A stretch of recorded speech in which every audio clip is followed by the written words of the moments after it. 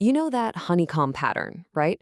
Perfect, repeating hexagons has become this icon of natural engineering, of perfection. But what if I told you that the real story of how it's made is, well, completely different from what you've always believed? Today, we're diving into the bee's real secret. I mean, just look at that precision.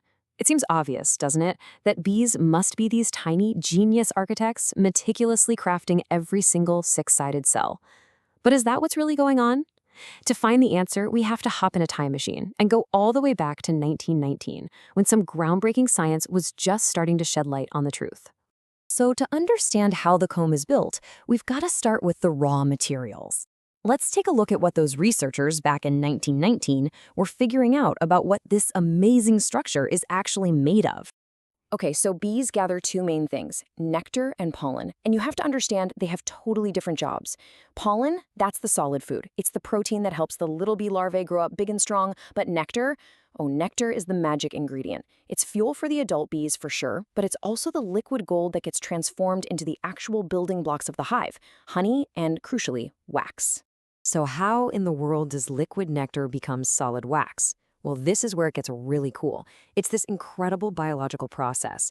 After a bee drinks nectar, it digests it, and these 8 special glands on the underside of its abdomen convert the nutrients into a liquid wax. This wax literally seeps out and then hardens into these tiny, clear scales. Each and every worker bee is its own microscopic wax factory. And this production process is incredibly expensive. Just think about this. To produce a single pound of wax, the hive as a whole has to burn through about 15 pounds of honey. That is a staggering amount of energy, which makes wax one of the most precious, vital resources in the entire colony. Absolutely nothing can be wasted. For a long time, scientists were kind of scratching their heads about how bees actually handled these tiny, delicate wax scales. But then, the work of a researcher named Dr. D.B. Castile, published in 1919, just completely blew all the old theories out of the water with some seriously meticulous first-hand observation. So the old thinking went something like this. Maybe bees just dropped their wax scales for other bees to pick up, or maybe they passed them from one worker to another, like a little assembly line. But Castile proved that was totally wrong. He discovered that each bee extracts, processes, and builds with its own wax scales. It's a completely self-contained operation. Okay, so let's get into the nitty-gritty here. Castile documented the entire mechanical process, and it's amazing. It reveals that the bee uses its own body like a complex, highly specialized set of tools. It's a stunning feat of microengineering. So first things first, the bee kind of braces itself and then slides one of its hind legs right along the underside of its abdomen. It's positioning its leg to get at one of those little wax scales that's sticking out. And here's the specialized tool. See that flat part of the leg? It's called the plantala, and it's covered in these stiff little spines. It works like a tiny comb. As the bee pushes its leg back, those spines actually pierce the wax scale, snagging it and pulling it free from the little pocket it was formed in. Now, with the scale snagged on its hind leg, the bee does this really quick fluid motion. It brings that leg forward and uses its front legs to grab the delicate little scale and guide it right up to its mandibles, basically its jaws. And this right here is the game-changing step. That freshly extracted scale is brittle, almost like a tiny flake of mica.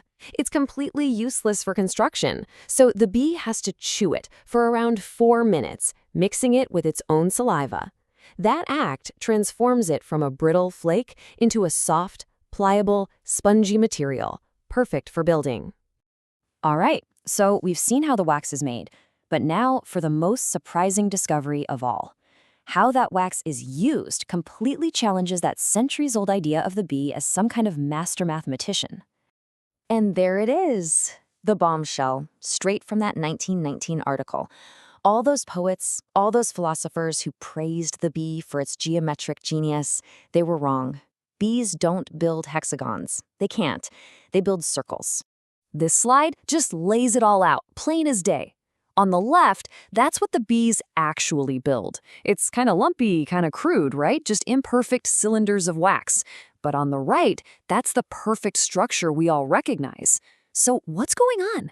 How do we get from A to B? The answer isn't bee intelligence, it's physics, pure and simple. Think about it.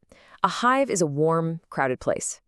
As bees build their soft, circular wax cells right next to each other, the heat from their bodies and the gentle pressure cause those circles to just relax. They settle into the most efficient, stable shape possible. And that shape is the hexagon. It's the exact same reason that soap bubbles form hexagons when they're pressed together. It's a law of nature, not an act of genius.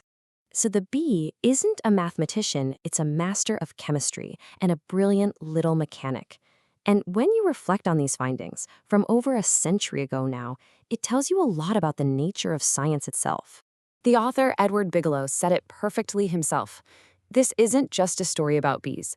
It's a story about the scientific process, about careful, patient observation, challenging these assumptions we've held for centuries. It's about that humble, persistent search for how things really work. Discoveries like this really make you wonder. Back then, the bee's skill with hexagons just seemed like an obvious truth. And it leads to a fascinating question for us today. What common knowledge, what seemingly obvious facts about our own world will future discoveries prove to be just another beautiful myth?